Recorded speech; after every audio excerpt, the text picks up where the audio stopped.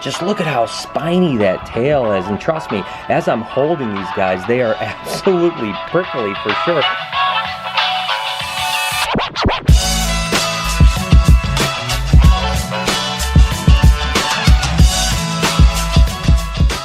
Hey, good morning, everybody. It is an absolutely gorgeous morning here down in Missouri. We are packing up and we're gonna head a couple hours north on my way back home, but we're gonna stop off at Timberline Cricket Farm, a super cool place. We've got some meetings. I'm gonna show you, they have some really cool animals in their office. I'm gonna show you guys, actually one of my favorite bearded dragons they have. They have a bunch of cool stuff that we're just gonna do some meetings, and then I'm driving the last 8 hours home so I can be home with my family tonight. I am super excited about the day and it's so gorgeous. What do you say we make this day the most amazing day ever? Why don't we go ahead and get on the road?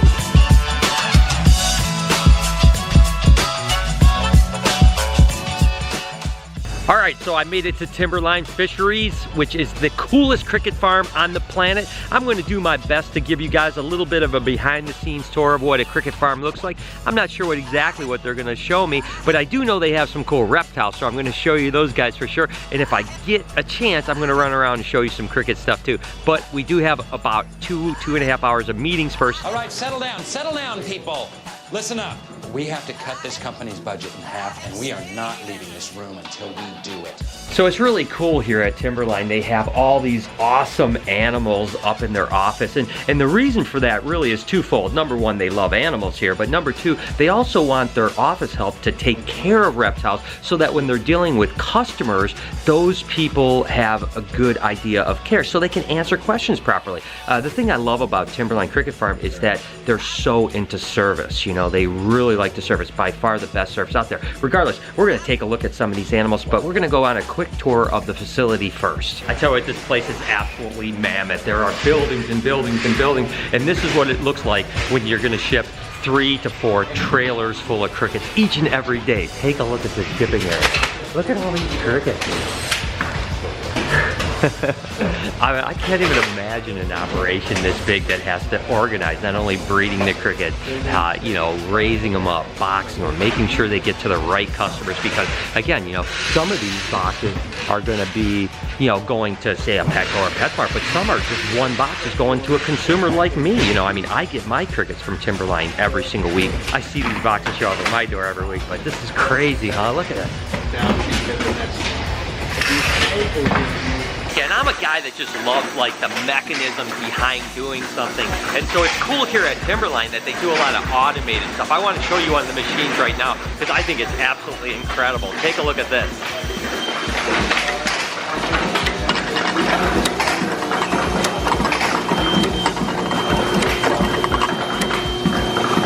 So the superworms literally are in the cup. They get actually pushed through, automated over there. Then that gets the bedding in them, and then they go in here. Then the lid gets pushed on, and then it comes down here to the end.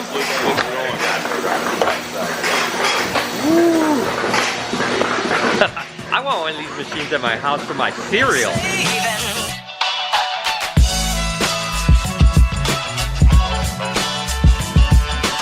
You can see in the background all of the buildings that are all just full of crickets and mealworms and superworms. I mean, again, I know it's kind of a weird vlog. I'm gonna get to some animals in a second, but I love this kind of stuff, and I thought I'd share it. Even these ponds are really cool. Again, they use these ponds to just kind of get rid of like any of the excess crickets, and then of course the birds come and actually eat them, so it's a cool system. I mean, this is, I hope you guys aren't too bored with it. Okay, I'm gonna go show you guys a couple animals before I hit the road and go see my family. Okay, so it's time to show you guys some amazing animals. Take a look at this guy here. I mean, talk about a beautiful, whoa.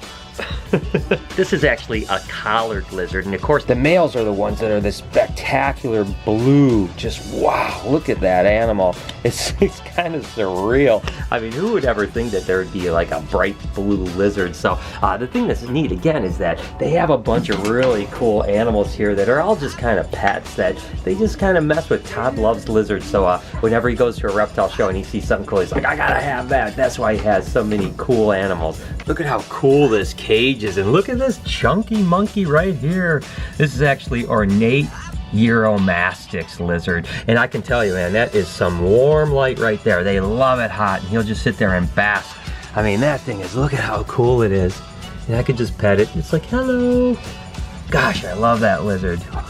I think it's really cool. They're just really cool. The ornates are really beautiful, and there's a bunch of different localities and subspecies of Uromastyx, and they are really a cool lizard. Earlier I mentioned that one of my favorite lizards was up here, and that's what these guys are. These are actually the Zero bearded dragons. This one's a little bit more tan, but especially when you get into the hypo zeros, I mean, they're literally like white animals. They're really beautiful, and they'll lighten and darken a little bit, but that is really a cool lizard. And you can see this one here is a little bit more white. Look at how cool that one is, huh? And he has a few of these guys, so again, that's it's cool. And I love bearded dragons, but the Zeros are just absolutely incredible. My gosh, look at it. Got some more down here.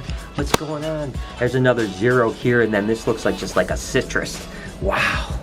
Wow, take a look at these guys. These are actually the Newman knobtail lizards. These are absolutely unbelievable. You hardly ever see those lizards around. I mean, my gosh, that is so cool.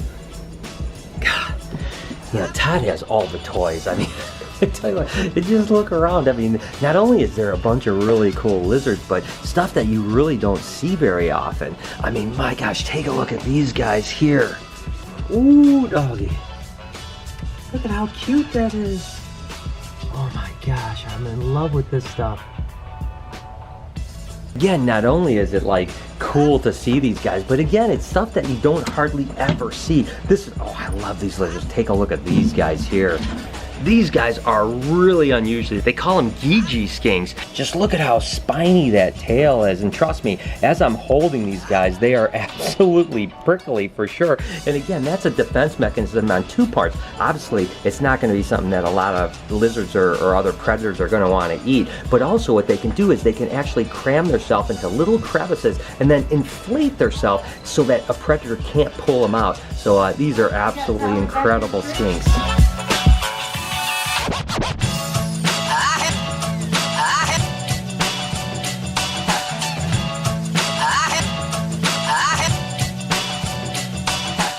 And you know, I just showed you guys the bearded dragons, and you may look at this animal and say, oh my gosh, it's a little bearded dragon, it's so cute. And it actually is a subspecies of bearded dragon, but it's actually what they would call a Henry Larsoni or Rankin's dragon. So the Rankin's dragons stay much larger. I mean, this is basically, they'll get a little bigger than this, but this is about the adult size of a Rankin's dragon. And again, almost look exactly the same. They're the same genus as a bearded dragon, they're just a different subspecies. So you don't see them around too often. It's pretty cool to actually see them. What do you guys think of that? You guys check this out. I love blue-tongued skinks, and this thing is so sick. This is actually an Aru island, so it's one of the Indo skinks, but I have never seen one with that color.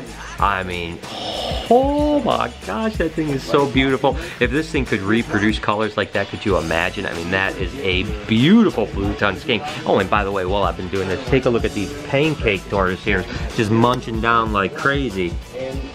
Look at how cute they are. And look at, those are pancake tortoises. Again, yeah, they get the name because they look like little pancakes with feet.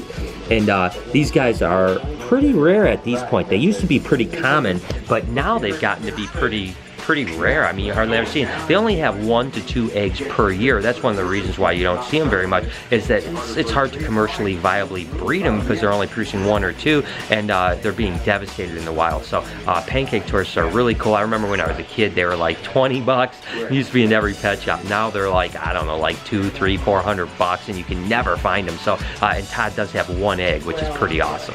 Pretty much they only just keep lizards here, except for 1 snake, and it happens to be a pretty gorgeous snake. Of course, a piebald ball python, and this is a really pretty one. You know, pies are really polygenic in the fact that, you know, they can have 10% white, they can have 90% white, but me personally, I like about the 50% white. I just think it's got the perfect ratio of white to pattern, and this one is about the perfect specimen. So it's good to see they have at least 1 snake represented here.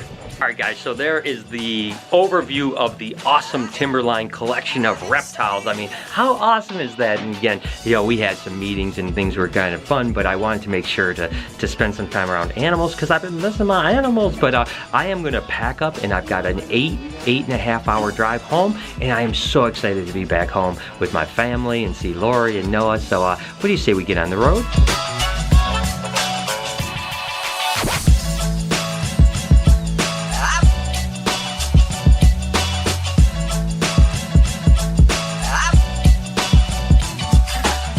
coming up on Indianapolis, which is essentially about the halfway point.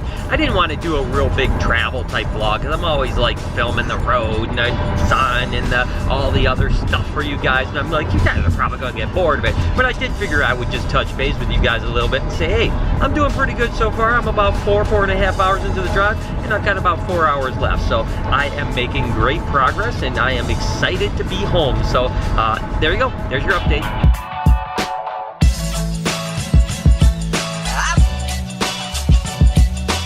Oh, and I forgot to mention that I was excited that my boy Burnsy from the San Jose Sharks won. So they are up 1-0 in Edmonton. Sorry, you people from Edmonton. It's not that I don't like your team. It's just that one of my best friends is Brent Burns, and I am rooting for him. So if you guys don't like hockey, then I guess just ignore what I just said. But I'm hoping that the Sharks go all the way. And if they do, we'll be having a vlog party with Lord Stanley's Cup. You know, I have about 2.5 hours to go on this drive. I'm starting to get a little zany, to be honest with you. It's been a long couple days of travel and a lot of excitement too. But I'm going to ask you guys to keep me company for a few minutes here because I'm feeling a little bit tired.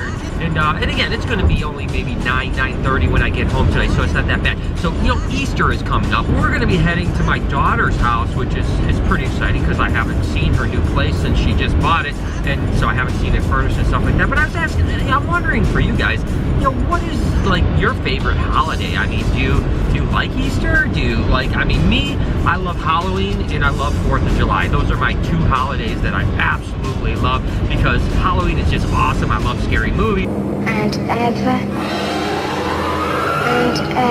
I love the makeup and the gore and scary stuff. It's all great. And of course, the 4th of July, I love blowing stuff up. Oh my God! Oh my God! Oh my God! So I love fireworks. So it's just awesome. And I love the summertime and heat. And there's nothing better than the 4th of July because it's always hot. And I love it to death. Easter, you know, I can kind of take it or leave it, to be honest with you. I mean, it's cool. I think it's awesome what it stands for. But at the same time, you know, it is what it is. But it is a good excuse to go see my daughter, and it'll be awesome. So let me know from you guys, you know, what do you like? I mean, what holiday is the most rad holiday? And tell me why you think it's so awesome. And tell me what you guys are doing for Easter. So that's it. All right, I'm back on the road. Well, I guess I was always on the road. I'm back to concentrating on the road. Thank you for joining me.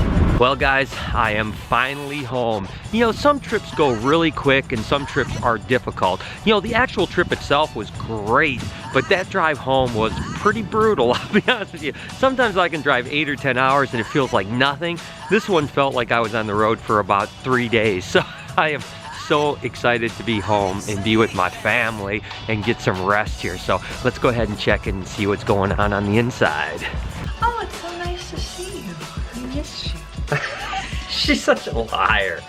What are you talking about? You're trying to put all this nice face on. I missed you so much. Oh my God. This is such BS. Even if she missed me, she would never act like this. You're so mean to me. Why do you treat me? Oh my God. I'm gonna leave. How about you, Noah? Is your mom told? Whoa, you're home? I didn't even know. Oh my goodness. This is crazy. Did you guys plan this or something? It's like this fake excitement to see me. Wow.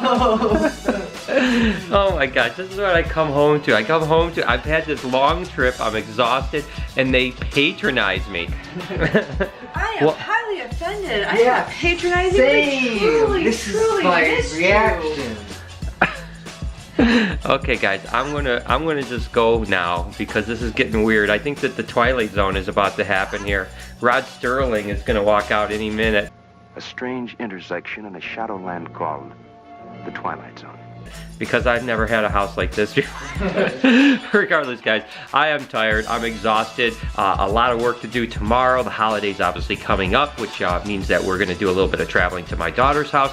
Regardless, you guys have an amazing day. I hope you enjoyed this adventure and the fact that I was able to spill the beans about my new business partnership and prospects, and I can't wait to hear what you guys think about it. You guys mean the world to me. Thank you so much. Have an incredible day. Do me a favor and smash that like button and hit that notification bell. Make sure to be kind to somebody. Promise. I'm going to see you guys tomorrow.